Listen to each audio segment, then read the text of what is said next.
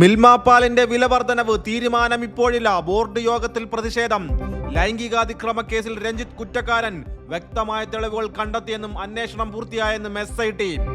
നിതിൻ രാജിന്റെ മരണം അന്വേഷണം ക്രൈംബ്രാഞ്ചിന് കൈമാറി. 12ാം ക്ലാസ് പരീക്ഷാഫലം മെയ് 3-ാം വാരം പ്രസിദ്ധീകരിക്കുമെന്ന് CBSE. 2 ജില്ലയിൽ മുഴുവൻ സീറ്റും UDF തൂത്തുവാരും. പിണറായിയുടെ ഭൂരിപക്ഷം 10,000-ൽ താഴെ. ഫലം പ്രവചിച്ച് PV അൻവർ. വയോധികർ തമ്മിലുള്ള അപകീർത്തി കേസിന്റെ വാദം കേൾക്കൽ 2046-ലേക്ക് മാറ്റിവെച്ച് ബോംബെ ഹൈക്കോടതി.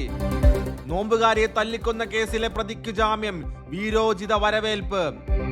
വൻ ഭൂരിപക്ഷത്തോടെ ബംഗാളിൽ സർക്കാർ രൂപീകരിക്കുമെന്ന് BJP ദേശീയ പ്രസിഡന്റ്. ആന്ത്രോപിക്കിന്റെ അത്യാധുനിക AI മോഡലായ മൈത്തോസ് ഇന്ത്യയിലേക്കും അമേരിക്കയുമായി ചർച്ച നടത്തി കേന്ദ്ര സർക്കാർ. ധാന്യക്കടത്തിനെ ചൊല്ലി യുക്രൈൻ ഇസ്രായേൽ പോര്. മോഷണാരോപണം തള്ളി ഇസ്രായേൽ.